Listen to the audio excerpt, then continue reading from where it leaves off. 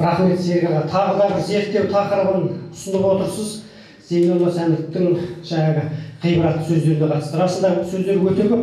Соның біреуінде бағасын таппаған сөз, бабын таппаған ат секілді жолда қалады дейді. Одан кейін кісілік мәртебесін сақтай біл, арынан айырылған, барынан айырылады.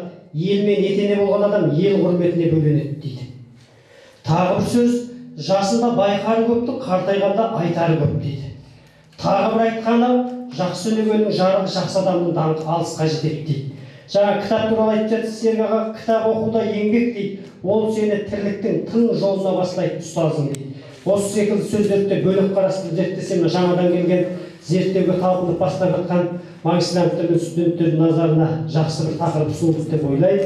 Ары қарай бұл бағытта жалғаса береді. Келесі сөзді осы Зейнолла атамыздың көзін көріп, сырлас пікірлес болған, осының шығармашылық мұрас туралы жақсы білетін насихатшысы, тарих ғылымдарының кандидаты, профессор Мұхтарбек Кәрим ағамызға, Мұхтарбек ағамызға береміз. Қорымыздың да, атамыздың шығармашылық мұрасының да қамқоршысы. Рахмет. Бұнысы кең тынысты тұлға ғой. Ұлттың руханиятына керемет үлес қосқан өздеріңізді соны айтып жатырсыздар. Енді жан-жақтадан қарасаңыздар, 15 том жазды, қосымша үстіне шығып жатқан еңбектері бар. Анда-санда қол тиген кезде алып бір қарап шығам, өйткені өзіме керек нәрселер іздеймін. Бұл кісінің жаңағы мына тілі деген ерекше.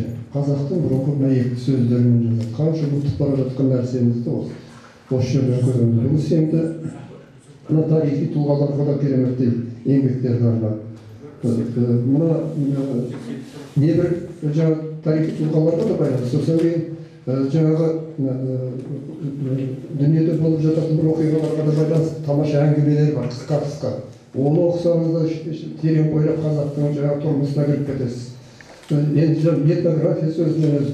Сосын енді осы кісі ғылыми фантастикаға да соған да жазды ғой деймін. Осындай жаңағы қарап отырған. Осындай еңбегі. Мен бұл кісімен енді алғаш таныс болуым 90-шы жылдары біздің Қытаймен қатынас дұрыстала бастаған кезде алғашқы жаңағы еңбектер келе бастады. Сонда Қабанбайды бұл кісілер кезінде жинақ шығарған екен.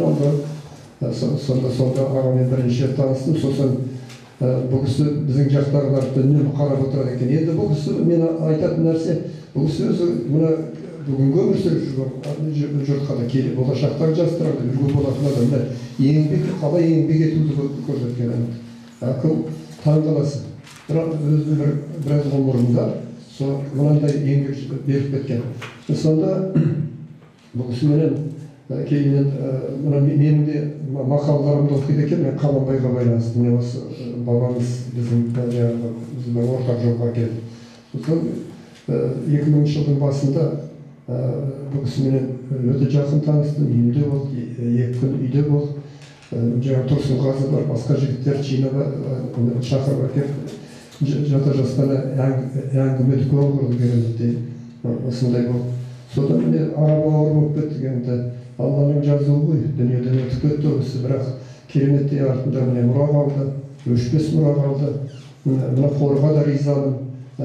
Серік бастаған, жарқын қостаған азаматтарға осы бүкіл Қазақстан бойынша біздің енді жалғыз семей емес, ата жұрты деп бүкіл Қазақстан бойынша осындай игі шараларды атқарып келеді. Артында ғана қанатына жанат сияқты бауырымызға, қарындасымызға өте ризамыз. Әгер артында ізі қалған деген осы ғой міне. Осыны ұлықтырмай осы мәселені көтеріп отыр. Ең бастысы бұл кісінің еңбектері халыққа қызмет етіп жатыр. Кез келген ертең жас ұрпақ қолына алып қараса да кереметтей үлкен бір қазынаны беріп кеткен адам. Сондықтан не дейміз енді, көп рахмет.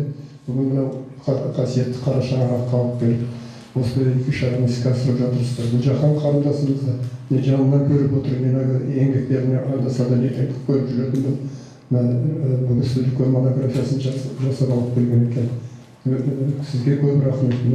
Шәкәрім деген өзі ерекше бір қасиетті адам болған, таза адам болған. Бұл кісімен сонысын аруақтарыңызды қолдасын. Сол көп рахмет барлықтарыңызға. Рахмет аға. Расында республиканың әр өңірін қамтуға тырысамыз.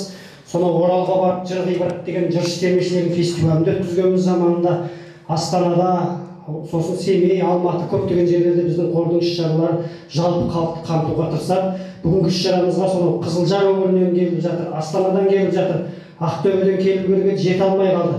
Бірақ мына оңтүстіктегі Шымкенттен, Алматыдан, Талдықорған, Өскеменнен ізденушілер келіп жатыр. Бұл да атамыздың шығармашылық мұрасының осы Алтай мен Атыраудың арасындағы ұлан-ғайыр атырапқа жайылып жатқанын көрсеткіші деп білеміз.